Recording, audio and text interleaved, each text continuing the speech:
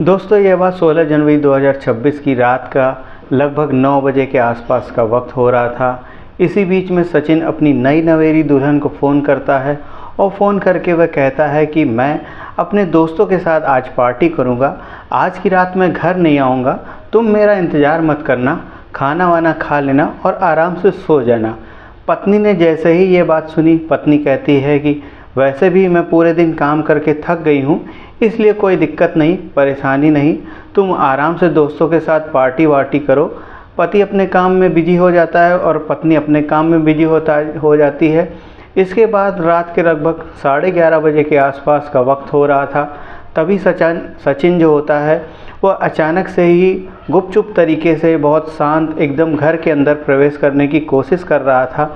और जो रास्ते थे और जो उसके अवरोधक थे और जो भी दरवाजे थे, उन सबको कैसे खोलना है, उन सबको खोलने की क्या टेक्निक है, ये सारी चीज़ सचिन बहुत ही अच्छी तरह से जानता था, क्योंकि वह उसी घर में रहता था और उसे ये सारी ट्रिक अच्छे से पता थी। और वह उस घर के अंदर प्रवेश कर जाता है और प्रवेश करने के बाद जो वह अपनी आंखों के सामने देखता है, उसकी उसने कभी कल्पना भी नहीं की थी। जो उसकी पत्नी थी वह दो लड़कों के बीच में लेटी हुई थी, सो रही थी। एक लड़का और था जो वहीं पास में टहल रहा था। इतना सब कुछ जैसे ही वह देखता है और वह कमरे के अंदर प्रवेश करता है तो उसे बहुत गुस्सा आ जाता है। और गुस्सा आने के बाद फिर यहाँ से एक कहानी एकदम से ही पलट जाती है। वह अपनी पत्नी को डांटता है, फटकारता है और कहता है कि मुझे शक था कि तुम कुछ न कुछ गड़बड़ कर रही हो, लेकिन उस शक को मैंने आज देख लिया। आखिर तुम ऐसा क्यों कर रही हो? तुरंत ही वह अपना मोबाइल निकालता है। मोबाइल निकालने के बाद उनसे बातचीत करने की कोशिश कर रहा था। इसी बीच कुछ देर के बाद एक कत्ल हो जाता है। उस कत्ल की गूंज सोशल मीडिया पर एकदम ट्रेंडिंग में चलने लगती है। हर कोई इस घटना के बारे में जानने की कोशिश करने लगता है। अभी जिसकी शादी को महज 4 ही महीने हुए थे, आखिरकार उसके 3 और नए आशिक कैसे बन गए? ये क्या है पूरी कहानी, और ये कहानी ट्रेंडिंग में चल रही है। इस कहानी के माध्यम से जानते हैं और समझते हैं कि क्या हुआ था। ऐसा पूरी सच्चाई के बारे में जानने के लिए वीडियो को अंत तक ज़रूर देखें।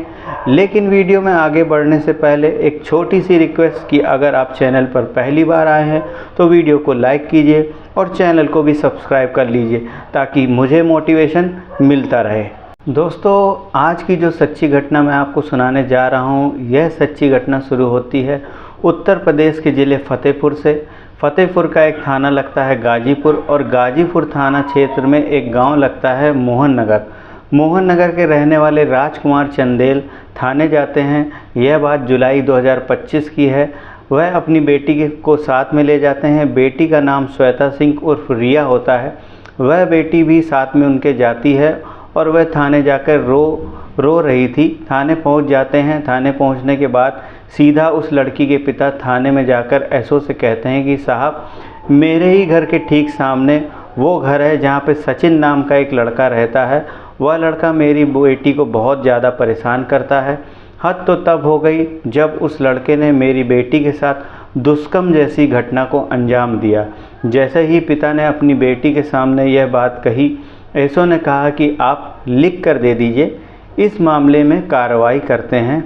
एसओ ने जो है इस मामले को लिख लिया। उन्होंने एक तहरीर लिख ली और वह उसके बाद एक एफआईआर दर्ज की गई। एफआईआर दर्ज करने के बाद आखिरकार उस लड़के यानी कि सचिन सिंह की गिरफ्तारी के लिए दबिश देना शुरू कर दिया गया और पुलिस को कामयाबी भी मिल जाती है। पुलिस ने उसे गिरफ्तार किया और गिरफ्तार करने के बाद उसे जेल भेज दिया।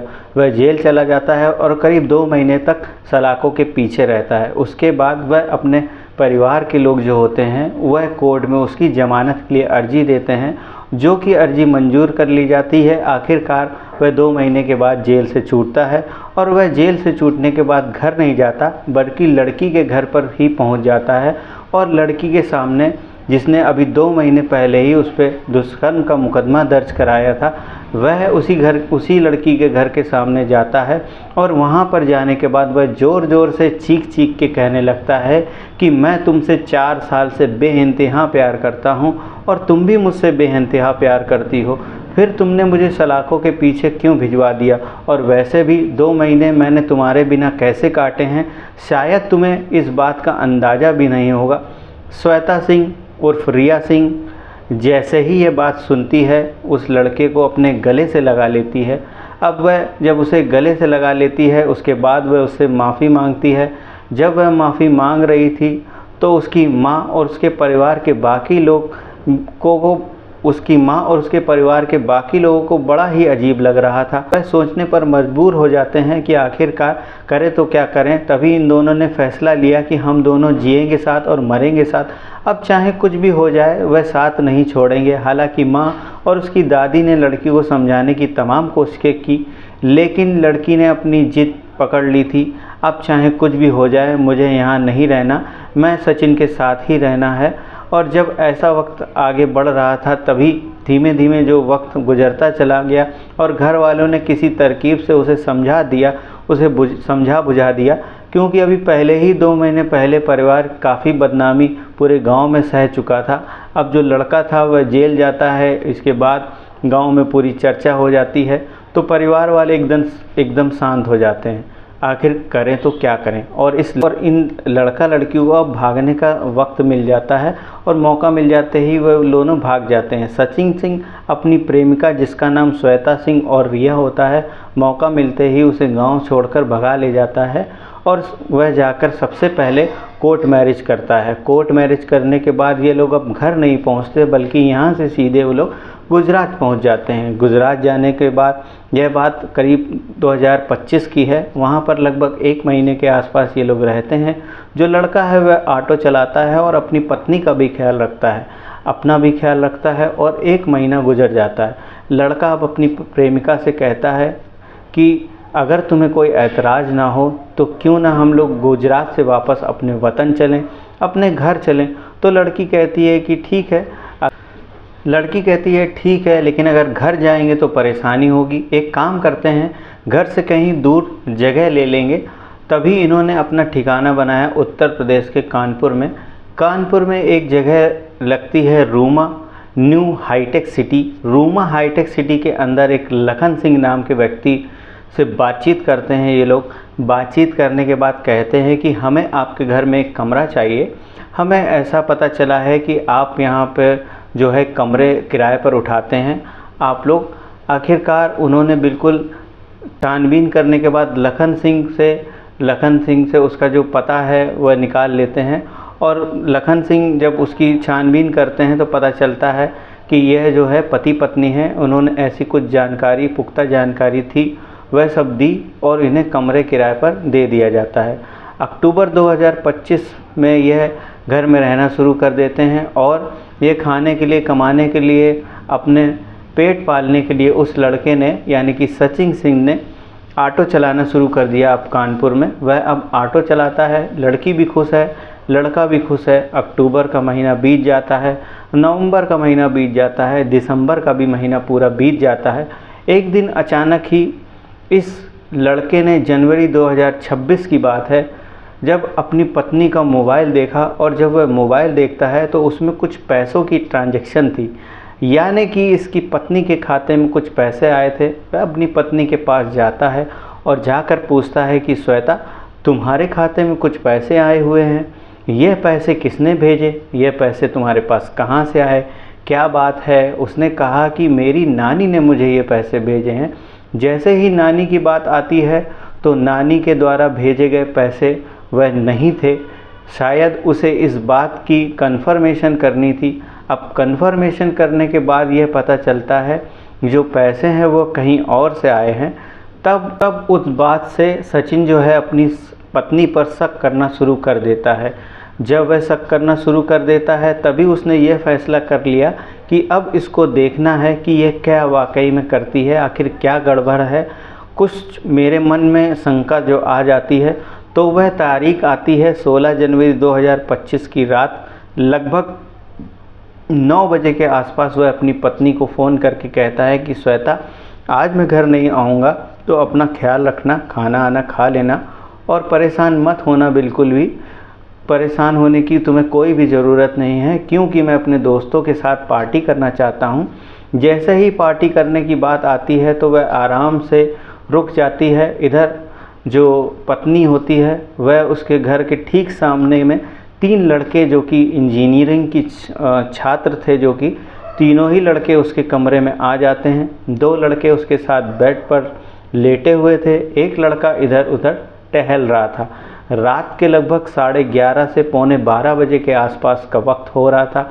इसी बीच में सचिन सिंह जो होता है वह भी घर के अंदर एंट्री करता है। उसे पता था कि दरवाजे कैसे बंद होते हैं और कैसे आप उसे खोल सकते हैं। उसने उसी तरीके से तरकीब लगाई और कमरे के अंदर प्रवेश करता है और उसने अपनी आंखों से इस दृश्य को देखा और उसके बाद फिर यहाँ पर हंगामा होना शुरू हो जाता है। पत्नी इन तीनों लड़कों से कहने लगती है कि बहुत बड़ा बवाल हो जाएगा, इसको रास्ते से इसको साफ कर दिया जाए, यानी कि इसको मार दिया जाए। तभी वह जो लड़के होते हैं वह भी उसके साथ सचिन के साथ हाथापाई शुरू कर देते हैं और सचिन सिंह जो होता है वह बहुत ही चालाकी से काम लेता है। वह चालाकी से काम लेते हुए उन लड़कों के आगे हाथ पैर जोड़ने लगता है और हाथ पैर जोड़ते हुए वह कहता है कि भैया, मैं तुम्हें किसी से कुछ नहीं कहूँगा, तुम बस मुझे कुछ मत करो, मुझे परेशान मत करो, जैसा तुम लोग कहोगे मैं वैसा ही करूँगा। इसी बीच उसमें अचानक से शोर की आवाज़ पास में ही आने लगती है, जो कि दूसरे कमरों में रहने वाले लड़के होते हैं उन तक बात पहुंच जाती है। इसी बीच में कोई 112 नंबर डायल करके पुलिस को फ़ोन कर देता है। जैसे ही पुलिस के पास सूचना पहुंचती है, पुलिस तुरंत तत्काल प्रभाव से यहां पर आ जाती है और आने के बाद इन जो सब सारे तीनों लड़के थे और उनकी जो नई नवेली दुल्हन थी यानी श्वेता सिंह थी, उसके साथ ही श्वेता और उसके पति को और सचिन सिंह मतलब जो उसका पति होता है, इन पांचों को पुलिस जो है हिरासत में ले लेती है और लेने के बाद इसे सीधा चौकी ले जाती है। चौकी ले जाती है, वहाँ पर ले जाने के बाद पुलिस ने पूरी जानकारी करना जो है शुरू करती है। वह पुलिस जो है बातचीत करना शुरू करती है तो पता चलता है ये दोनों पति पत्नी हैं और फिर वह इन पति पत्नी को समझाया करती है, उनसे कहती है कि बिल्कुल परेशान होने की ज़रूरत नहीं है, तुम अपने घर चले जाओ। उन्होंने कहा कि रात बहुत ज़्यादा हो गई है, बोले कोई दिक्कत नहीं है, हम तुम्हें घर तक छोड़ के आ जाते हैं। तीनों लड़कों को पुलिस अपनी हिरासत में अपने पास सलाखों के पीछे डाल देती है ताकि उनसे पूछताछ हो सके। मामले में कार्रवाई जो है अब और आगे बढ़ती है। इधर जो पति पत्नी होते हैं वह पुलिस से कहते हैं कि साहब आप ही कुछ समझा लो, सही हम लोगों ने लव मैरिज की थी और अब हम घर से भाग के शादी करके यहाँ पे ऐसी स्थिति में रह रहे हैं, अगर ये बात घर वालों को पता चलेगी तो और भी ज़्यादा बदनामी हो जाएगी, आप भी जाकर कुछ समझा दीजिए।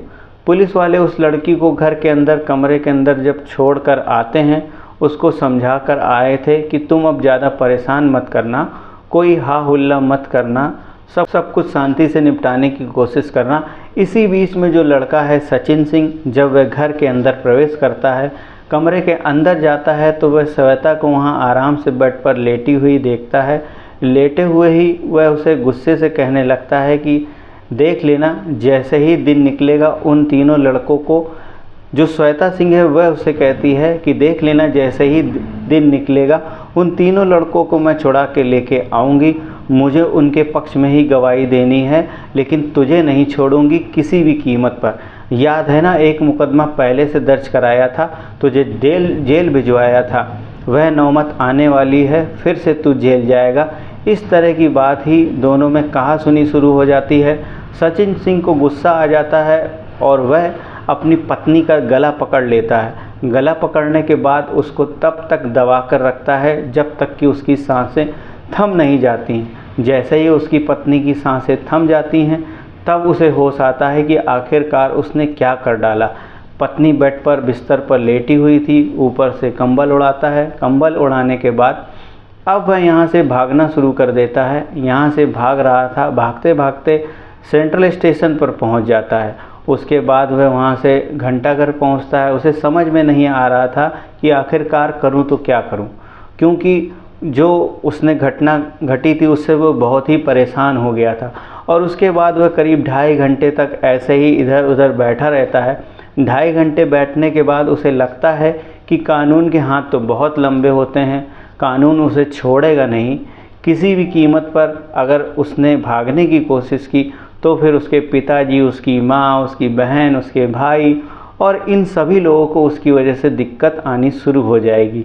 तो वह सीधे ही कानपुर के महाराजपुर थाने में जाता है और महाराजपुर थाने जाने के बाद अपने चेहरे को उसने ढक के रखा हुआ था, वह एक मफलर से अपने चेहरे को ढक लेता है। उसके बाद वह अपनी पूरी कहानी जाके पुलिस वालों को बताता है। वह पुलिस वालों को करीब 3 मिनट के आसपास का एक वीडियो भी दिखाता है। जैसे जैसे वह बता रहा था वैसे ही कहानी वह एक मोबाइल में रिकॉर्ड हो जाती है और देखते ही देखते वह कहानी सोशल मीडिया पर बहुत तेज़ी के साथ वायरल होने लगती है।